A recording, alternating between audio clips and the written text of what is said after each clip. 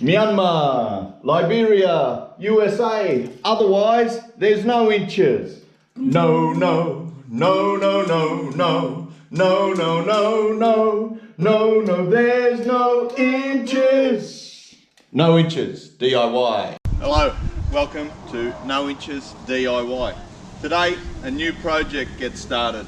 I've cleaned up this slab and I've cut up some steel. This will form the base of what will be a miniature container that I'm going to build here. Rather than have a shed screwed to the ground, council permit and all that, I'm just going to have something that's mobile, temporary, but I'm going to build it in place because at this property there's no way to get something that tall into this backyard.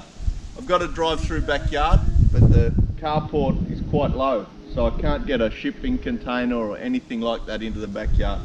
So the size I've chosen here is 3 standard sheets of ply. So they're 1.2 by 2.4. So my overall internal dimension here is 3.6 by 2.4. So that's 3 sheets of ply.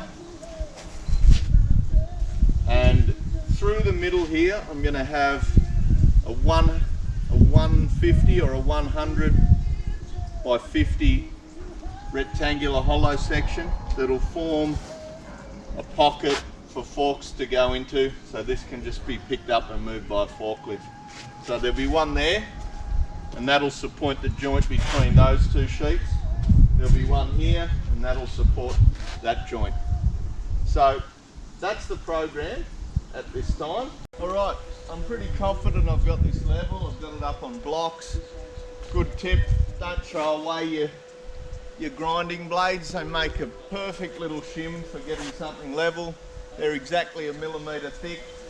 So what we're going to do, go around, I'm just going to tack them lightly, and then what I might do is build the rail for the roof. And I can sit that directly on top and know that I've got them exactly the same.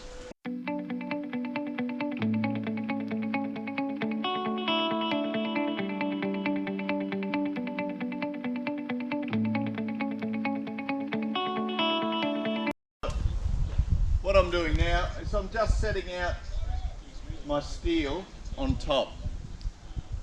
This will be the steel for the edge of the roof. So I'm just going to set it out on top, make sure it's exactly the same. I'll clamp it there. I'll just remeasure the diagonals, and then it should be good to weld.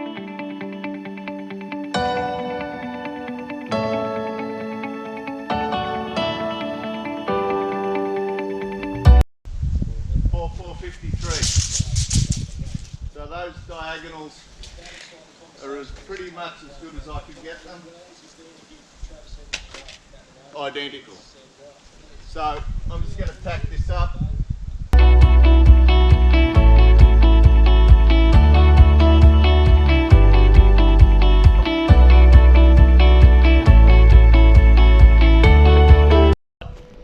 So I've got to make the steel now for the uprights. I certainly don't have enough complete pieces to do that, so I'm going to have to do some cutting and pasting. So that's only about an hour's work to get to that stage, so I'm pretty happy with the progress. The exception of that one is only the one at the bottom's the right length, so I've clamped onto that the 3 that I have to extend. So I've got 3 points there. I'll tack both sides while they're all clamped up, and then I shouldn't have any trouble getting them to finish up straight. Just got to be careful here with I've kept this ground here reasonably wet, but it's a pretty good chance I'll start a little fire here, so I've got the hose there on standby. Just got to be super careful in Australia in summertime.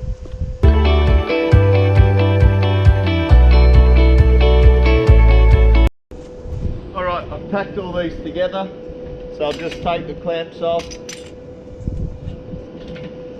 Alright, what I've done here is I've just moved the top just off there, just off to give me enough room to put the legs in.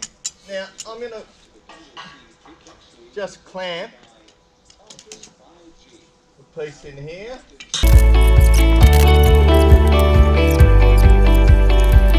Straight.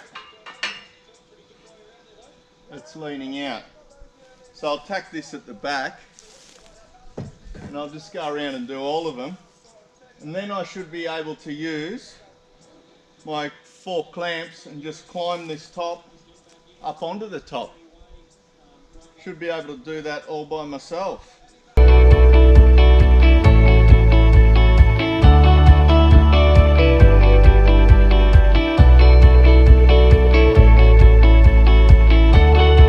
Alright, it hasn't been that many hours since I started and I've got all the frame up. Not all the frame, there's obviously the bit through the middle that the floor sits on, and then there's some brackets that are going to go across that the sheets of steel for the walls sit on. But otherwise, we're pretty close to having it roughed out reasonably good, and only in about 5 hours, so I'm very happy with that. Happy how my new scaffold that I bought from Aldi was just over $100 and it's saved me $100 of hassle already on this one job.